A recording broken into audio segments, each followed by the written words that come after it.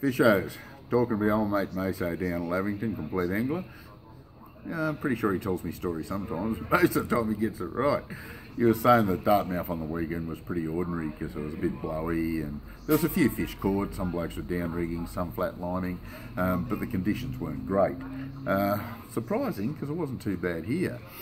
But in saying that, there is some nice trout getting caught there, but the best reports I'm getting there are, and I did mention it last week, are fishing with gudgeons under floats or just little gudgeons with a split shot above them, getting some very, very good fish doing that. So real happy with that. The Hume Weary tells me there's a few trout getting caught there, but look, only a few people catching the odd one. It may be a sign of them starting to move a little bit. Got our fingers crossed on that one because this time of year the Hume Weir generally produces some very good brown trout, the occasional rainbow, and some of them are very sizable. Now, if you're trolling, the main basin seems to be the most consistent area. Types of lures, merlins, McGraths, CC minnows, anything of that nature will cover the options pretty well. Even the bullet lures, something of that nature, depending on the depth the fish are sitting at. Obviously that's what lure is going to determine, or the depth is going to determine the lure that you use.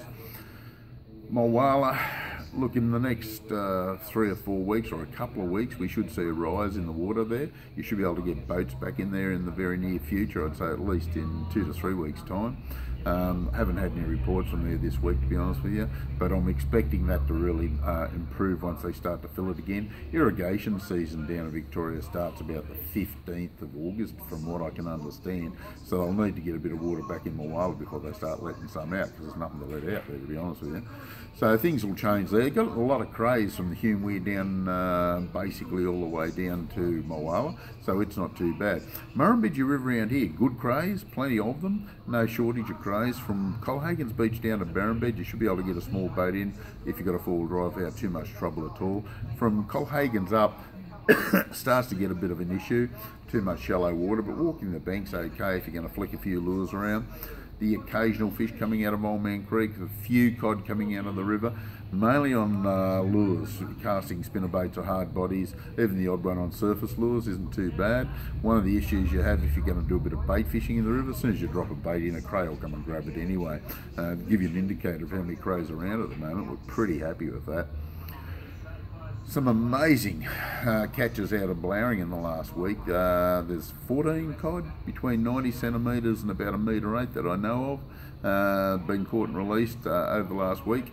But mind you, there's a lot of people up there chasing them too, and you'll go 3 or 4 or 5 trips without a fish, and then you might get 1 or 2, you might get 1, you might get none. That's just the way it is at Blowering, but there is some monster cod there.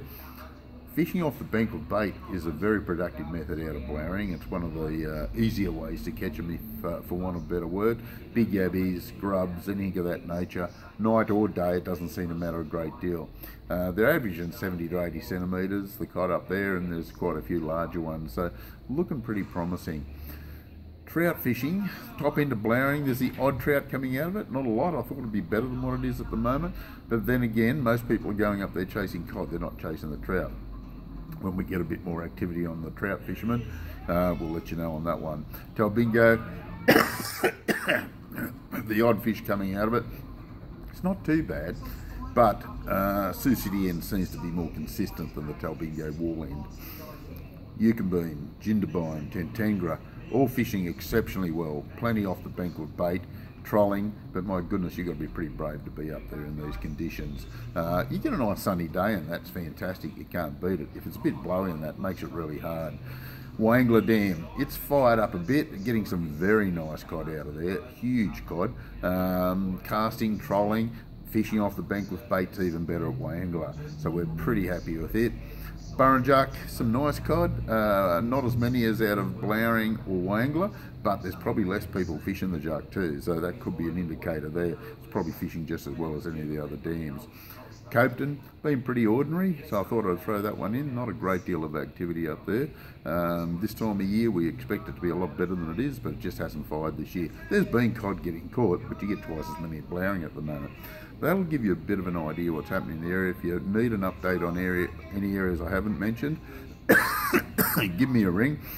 This is the Compleat Angler Fishing Report. We'll catch you next week.